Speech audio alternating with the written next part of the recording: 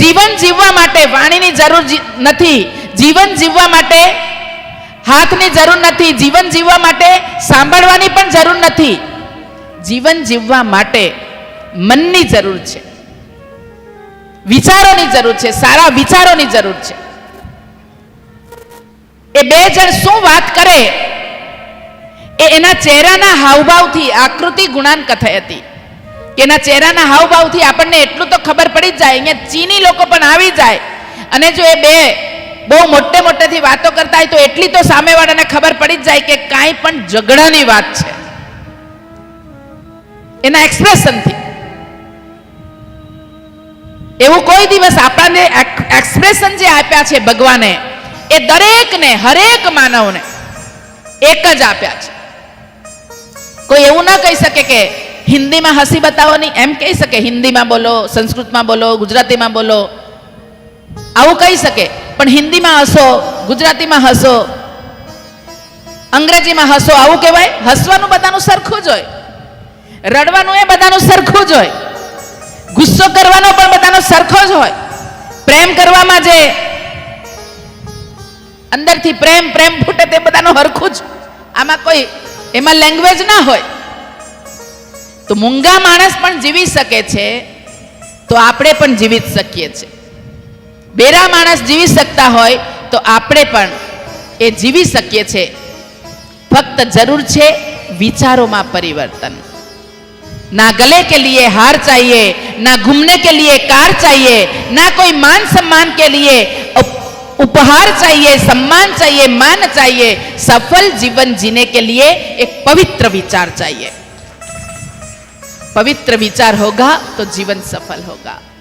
तो आ पवित्र विचार करवा माटे, पवित्रता तरफ जवा माटे आ शिव पुराणનું આપણે કથન શ્રવણ કરવું જોઈએ.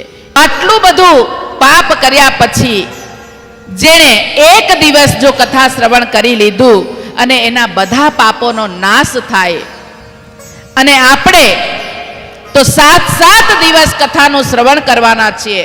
7 દિવસ, આજે બીજો દિવસ તો થઈ ગયો.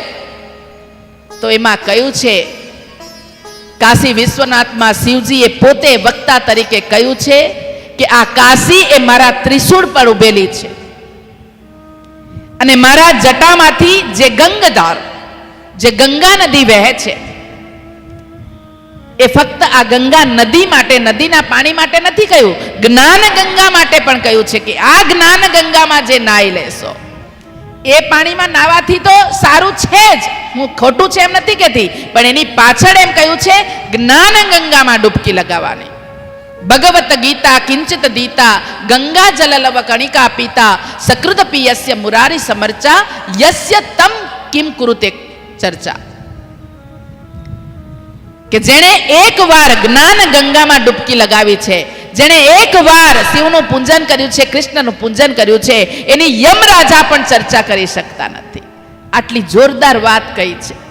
અને છતાં આપણે જો આવામાં ને આવી વાતોમાં પડીને આપણી જાતને દુઃખી કરતા હોય તો દેવરાજ અને આપણે કોઈ ફરક નથી. તો આપણી અંદરના દેવરાજને કાઢવાની જરૂર છે. આપણી અંદરના, તો ભગવાને કહ્યું કે ત્રિશૂલ પર આ કાશી નગરી ઊભી છે, ગંગા જટામાંથી વહે છે અને તેથી આ નગરીમાં પગ મૂકવાની સાથે, પગ મૂકતાની સાથે તમારું અડધું દુઃખ તો શાંત થઈ જશે. પણ જે પણ તમે ઈચ્છા લઈને આવ્યા હશો, અહીંયા જે પણ ઈચ્છા લઈને આવ્યા હશો, જે પણ નહીં લઈને આવ્યા હશે, તો હજુ તમારી જે પણ કરવાની ઈચ્છા છે, જે સારું કરવાની ઈચ્છા છે, એ પોતાના વિચારો, પોતાની પ્રાર્થના અહીંયા લઈને આવશે.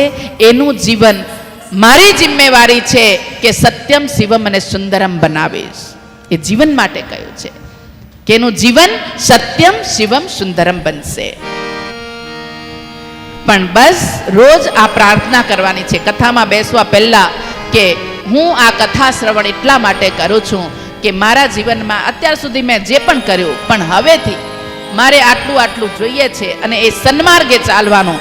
આમ પ્રગતિ ભોગથી ભાવ અને ભાવથી ભદ્રતા તરફ, શિવત્વ તરફ પ્રગતિ આપણે કરીએ કે હું માણસ છું, પછી હું સારો માણસ છું, હું વધારે સારો માણસ છું, પછી હું બ્રહ્મ છું, ત્યાં સુધી આપણે જઈ શકીએ છીએ.